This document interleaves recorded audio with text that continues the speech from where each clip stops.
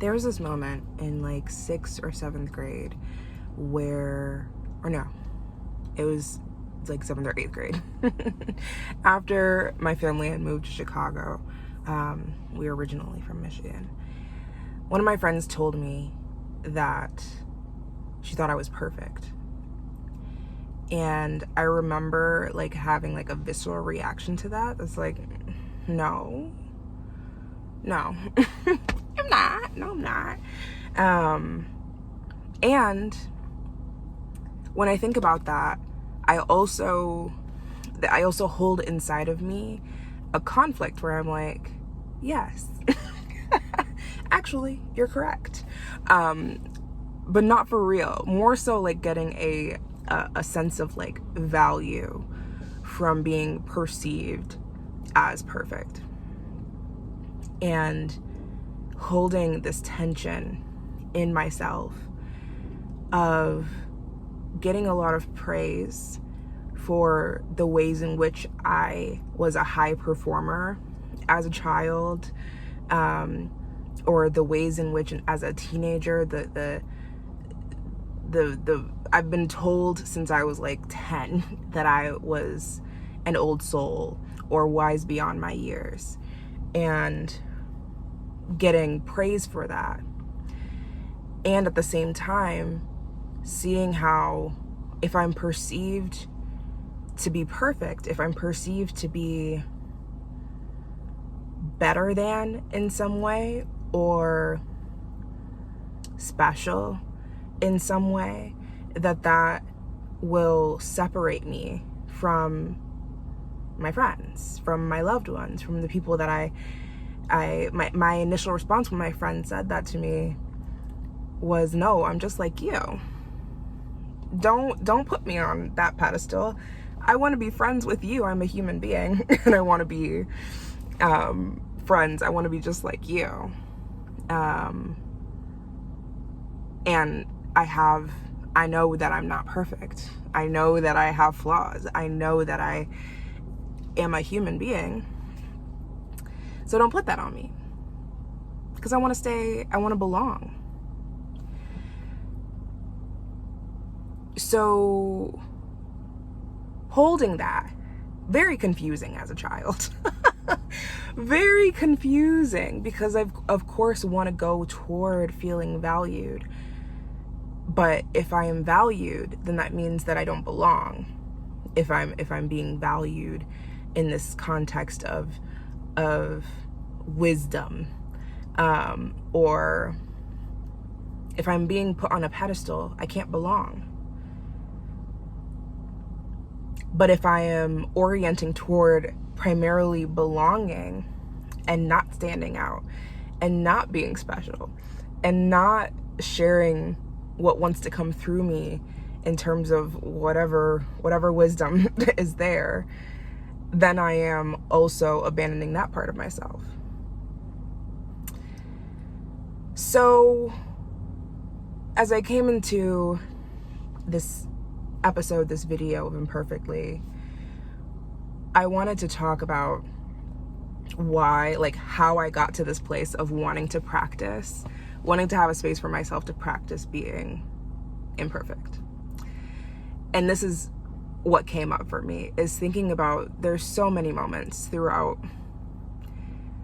my life where either explicitly, like it was said, or implicitly, just in the way that people have engaged with me, that it's not quite, I guess in a sense, it's othering. But it's like positive judgment versus negative judgment, that I have experienced a lot of positive judgment in my life, which, as I say that, I'm like, okay, privileged problems. But there is also, when I talk about and I teach about supremacy culture and dehumanization happens both in the pedestaling of a person and in the demonization of a person, or the illegalization or the criminalization. Like it happens also in the deification of a person. And that also brings me to something that I thought about, where there were times throughout, I think especially in my teens, after once I went viral for the first time when I was 16 on Tumblr, for a video that I made about body image. In the years after that, 17, 18, 19, 20, I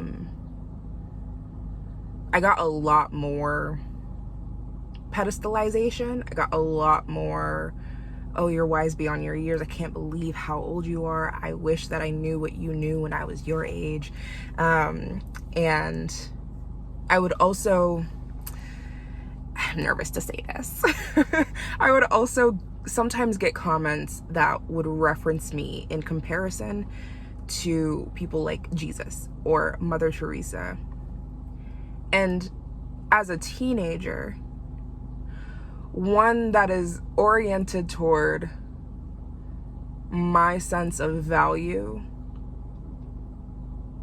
is attached to how I perform. What is that? What am I supposed to do with that? What does teenage Andrea do with that?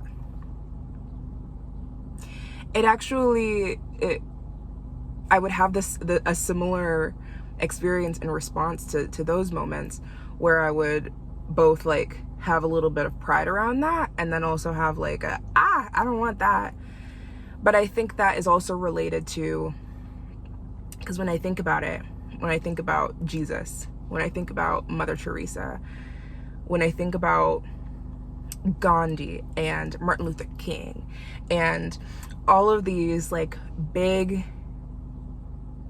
historical figures that have either have big stories around compassion, around peace, around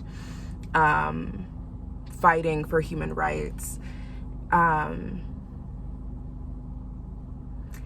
that each of these people were human beings, right? But when we think of them and when we tell stories about them, I think we are slowly, culturally coming into more humanization of these human beings. But we, in many ways, strip them from their humanity, from their complexities, from their flaws and mistakes, from their contradictions, that and from, you know, I just saw some exposés on Mother Teresa, and it's not looking too hot for her. So we also like build these stories, these stories around these human beings to try to acknowledge the good that they have done. But it's as if like we can't acknowledge the good that they have done if we're also acknowledging their complexities as a human being and their contradictions and the ways that they have both healed and harmed in their lives. And that's interesting to me. I feel nervous. I always feel nervous talking about my experiences of being put on a pedestal. There's so much to talk about, though. I feel nervous because I am anticipating judgment. I am anticipating people being like, who do you think you are? Well, I'm just talking about what people have told me. I'm just talking about how people have talked about me. But I recognize that I have wisdom, insight, perspective to share in this life and in this world, and that I have worked really hard for. Some that I came into this planet with, honestly. And then some that I have had to work really hard to cultivate or to fully own, and that I will continue to for the rest of my life. Oops, my phone ran out of storage. I think my point was that I've really tried to own my specialness throughout my life, especially as an adult. Tried to it's very important to me that I do what I came here to do, and that I share what I came here to share, and that I do that quote, I can't remember who it's from, but that I die empty, that I do and be and live as much as I am here to do and be and live. And I think a part of how I have held that has been, I'm going to contribute and be of service and share and be a vessel for as much knowledge and insight and perspective that I can share.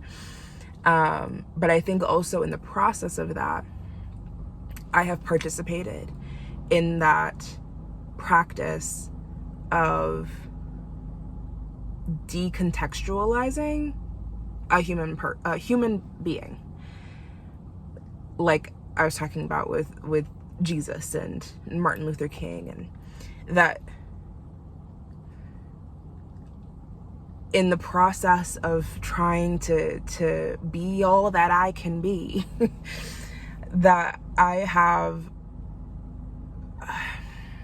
not fully shared how I've come to those conclusions, how I've learned what I've learned. There's stories behind all of it. There's experiences and moments where I'm going, oh snap, I'm just realizing this and this, or I'm really starting to understand this thing deeper. There's lots of millions, infinite moments throughout my life that I am understanding myself, this world, in deeper or different or newer ways. And I don't share that part, because that would require me to get a little bit more vulnerable and to step off the pedestal. I didn't realize that I was still standing on the pedestal until recently.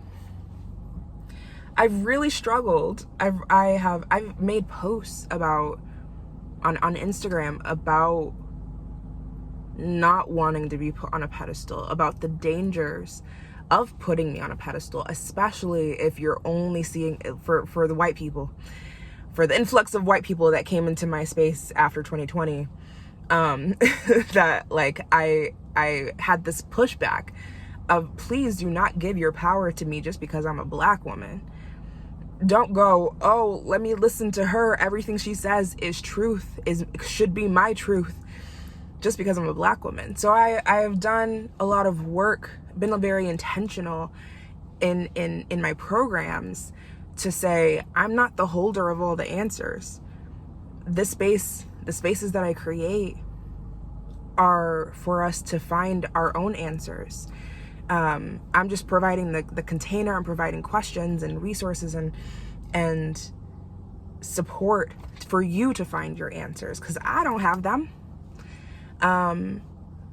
So I've done a lot to try to push back on that, but I didn't realize the ways in which I was still pedestalizing myself.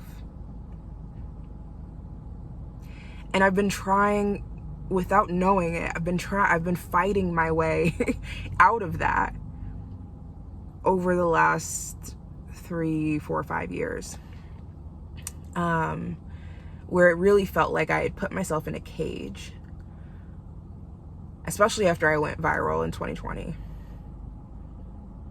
And I won't take all the blame. the society also helped me create this cage, because there were so many Black women in 2020 that all of a sudden had all of this attention on them for being a Black woman with insight. That now we had to decide, okay, what am I going to do with this? For some of us, it was intentional. For some of us, it wasn't. I was kind of in the middle because I got all of this attention where I felt like people were coming into my space because they thought I was an anti-racist educator, anti-racism facilitator, and that's not quite what I did. I focus on supremacy, including white supremacy and gender-based supremacy and la-di-da. But my focus has never been on explicitly supporting non-Black people with grappling with their whiteness. So I felt like I was in a cage for that reason and for so many others. And I've been trying to like humanize myself slowly but surely online by starting to like show my face more, showing my personality a little bit more through video.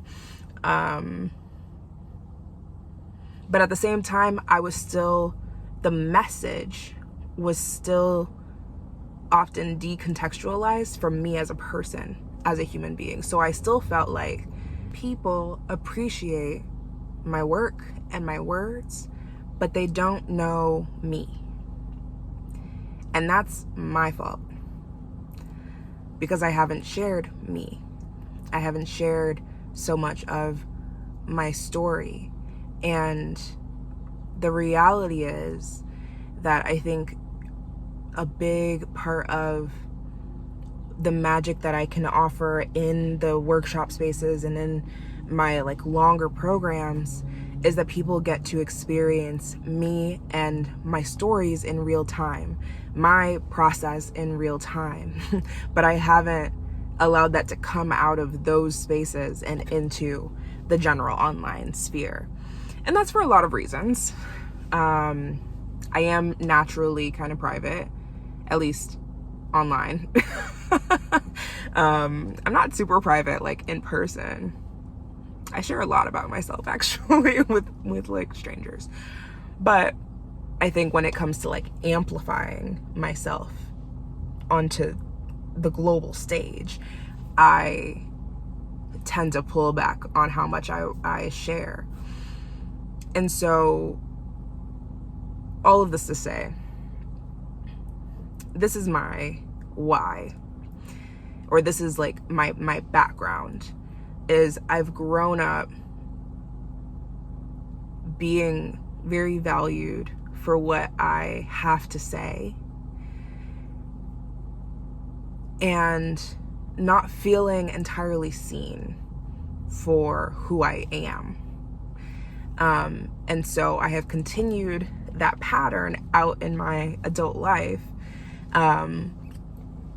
because I haven't affirmed it and practiced for myself living a life where I value all of it, not just what I know or what I see or what I think, but also what I feel and who I am and what I want and what I need and what I want to create. That's valuable too. So there's some more stories that I'm gonna share. I think the big things over the last 3 to 5 years have been my journey around embracing myself as an artist, as a singer-songwriter, and starting to share that part of me more with the world. My experience coming out of a relationship that was very toxic and emotionally abusive, psychologically abusive, and healing from that, and so much more.